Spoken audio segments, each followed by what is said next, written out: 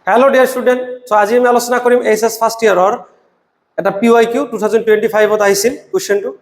কোৱেশ্চনটো কি কৈছে চোৱা ডেৰাইভ ষ্টকছ ল বাই ডাইমেনশনাল এনালাইসিস ঠিক আছে মাত্ৰিক বিশ্লেষণৰ সহায়ত ষ্টকৰ সূত্ৰটো লিখা তো ষ্টকৰ সূত্ৰটো কি আমি হেতু জানিব লাগিব ষ্টকছ লটো কি আছিল তো ষ্টকছ ল আছিল F = 6 পাই ইটা R V ঠিক আছে তো F আমি ইয়াতে লেট ধৰি লব লাগিব F is proportional to eta to the power A R to the power B and V to the power C. A B C এবিলাক হল exponent okay A B C exponent এটু যদি মই এটা কনস্ট্যান্ট কে বহাই দিছো k eta to the power A R to the power B V to the power C equation number 1 বুলি কৈছো ঠিক আছে k হল ডাইমেনশনলেস কনস্ট্যান্ট মাত্ৰাবিহীন ধ্ৰুৱক বুলি কোৱা হ'ব এতিয়া আমি কি কৰিম লেফট হ্যান্ড সাইড লৈ লম লেফট হ্যান্ড সাইডত কি আছে সোয়া লেফট হ্যান্ড সাইডত আমি ডাইমেনশন যদি লও রাইট হ্যান্ড সাইডত যদি ডাইমেনশন লও তেতে কি হ'ব আমি এনেকে লিখিম টেকিং ডাইমেনশন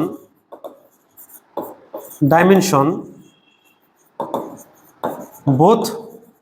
সাইড ঠিক আছে আমি ডাইমেনশন লৈ লৈছো তো ডাইমেনশন কিমান হ'ব আমাৰ এটো হ'ব m l t to the power -2 এটো হল আমাৰ ফোৰ্সৰ ডাইমেনশন আমি অলরেডি সবে জানো কনস্ট্যান্ট k এর কোনো ডাইমেনশন নাই ইটা ডাইমেনশন কি আছে যে ইটা মানে হল কি আছিল তোমার কোএফিসিয়েন্ট অফ ভিসকোসিটি তো কোএফিসিয়েন্ট অফ ভিসকোসিটি ডাইমেনশন কি আছিল এটা তুমি যদি পারা তো পারিলা নইলেও তুমি ইয়াৰ পৰা উলাই দিবা মই অলপ ইয়াৰ পৰা উলাই দিছো যে তুমি যদি হঠাৎ কে তোমাৰ ইটা ডাইমেনশন মনত না কেনেকে কৰিবা তেতিয়াহলে তুমি এনেকে কৰিব পাৰা যে ইটা ইকুয়াল টু আমি ইয়াতে কি আছিল f বাই rv এটো হ'ব ইটা ডাইমেনশন হ'ব m l t to the power -2 আৰু r হল l এটো হল l t to the power -1 ঠিক আছে আলটিমেটলি al আর al ক্যান্সেল যাব m l to the power -1 t to the power -2 +1 ultimately হ'ব m l to the power -1 t to the power -1 এইখিনি হ'ব dimension মই বুজাৰ কাৰণে কৰি দিছো যাতে সবে বুজি পায় তো কি এর ডাইমেনশন নাই এটো ডাইমেনশন হ'ব m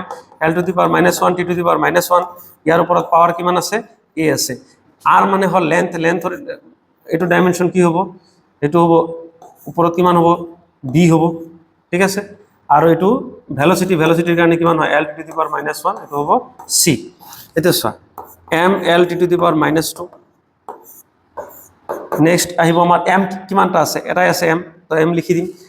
সো l এর ওপৰত কিমান আছে মাইনাস এটো কি আছে m এৰ ওপৰত কি আছে a আছে l এৰ ওপৰত কিমান আছে l এৰ ওপৰত ইয়াতে -a হ'ব আৰু t এৰ ওপৰতো -a আহিব l এৰ ওপৰত আহিব b l এৰ ওপৰত আহিব c t এৰ ওপৰত কিমান আহিব -c আহিব এটা সো আমি যদি এইখিনি কৰি দিও ডিটেইলস যদি আমি কমপ্লিট কৰি দিও কেনেকৈ হ'ব এফালে সহায়তে কি হ'ব এফালে কিমান আছে m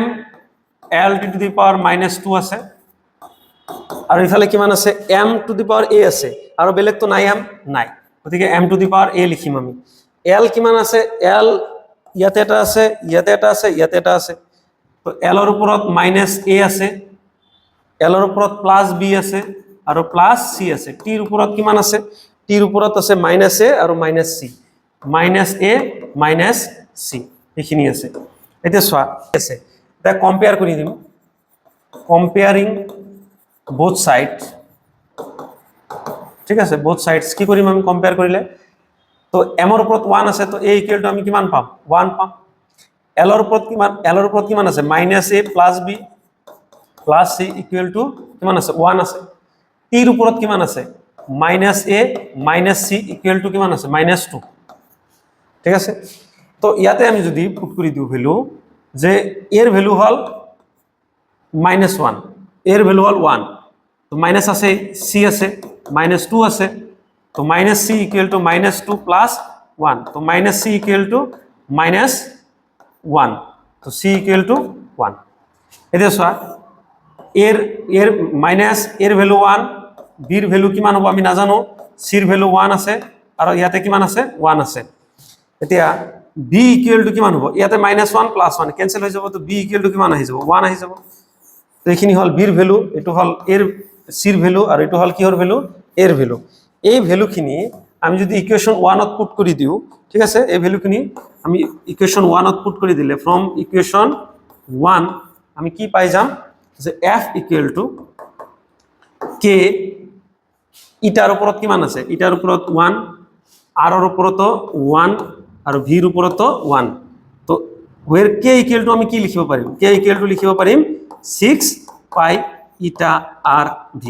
আৰু এটো হল ষ্টকস ল আৰু এটো ডাইমেনশনালি ঠিক আছে এনালাইসিস হৈ গল ওকে থ্যাংক ইউ